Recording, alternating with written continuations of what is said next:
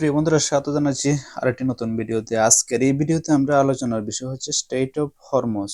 এই যে এখানে দেখতে পাচ্ছেন দ্য স্ট্রেইট অফ হরমুজ।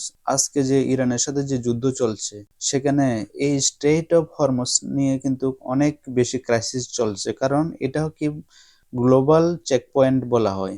আজকের এই ভিডিওতে আমরা জানার চেষ্টা করব যে এই স্ট্রেইট অফ হরমুজ কি, এটা কোথায় অবস্থিত, কেন এটা এত গুরুত্বপূর্ণ পুরো বিশ্বের কাছে, সেটাই আজকে জানার চেষ্টা করব। কারণ এই জায়গাটাকে বলা হয় কি ওয়ার্ল্ডের চেক পয়েন্ট, আর ওয়ার্ল্ডের মোস্ট ক্রিটিক্যাল মেরিটাইম প্যাসেজ এই জায়গা দিয়ে হয়। পুরো দুনিয়ার যে গ্লোবাল এনার্জি, তেল বিভিন্ন দেশে দেশে যায়, সেখানে এই জায়গাটা দিয়ে কি 20% এই সমুদ্রপথে যায়। এই যে এখানে দেখতে পাচ্ছেন কি জাহাজ, এই জাহাজ কিন্তু এই জায়গাটি দিয়ে যায়, আর এটাকে কন্ট্রোল করে কি ইরান কন্ট্রোল করে। তো আজকের এই ভিডিওতে আমরা এটাই আজকে জানার চেষ্টা করব, স্ট্রেইট অফ হরমুজ।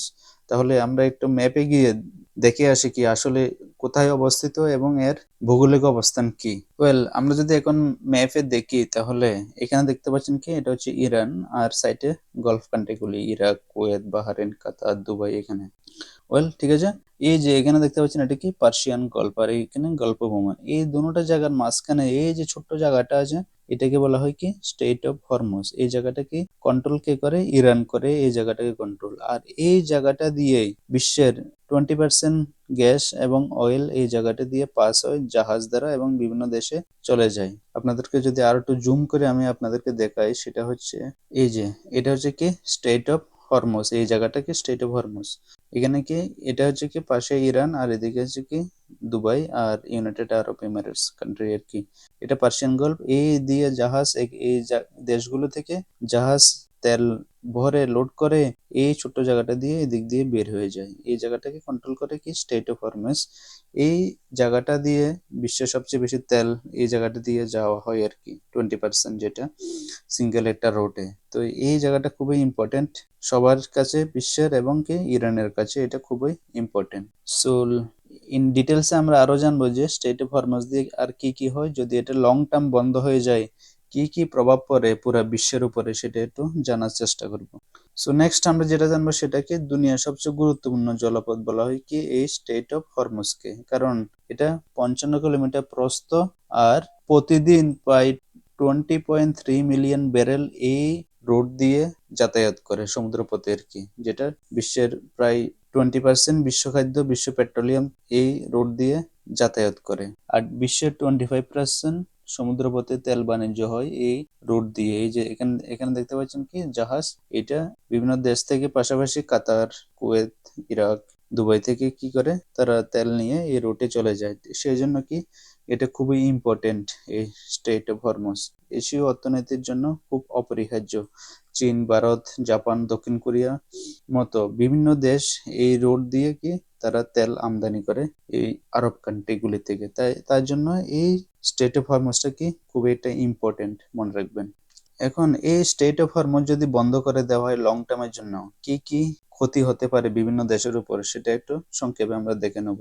এই যে নর্মালি এখন যে হয়েছিল 27 ফেব্রুয়ারি কি, যখন যুক্তরাষ্ট্র ইসরায়েল যৌথভাবে ইরানের উপর হামলা করে, ইরান এই ছোট্ট জায়গাটাকে বন্ধ করে দেয়।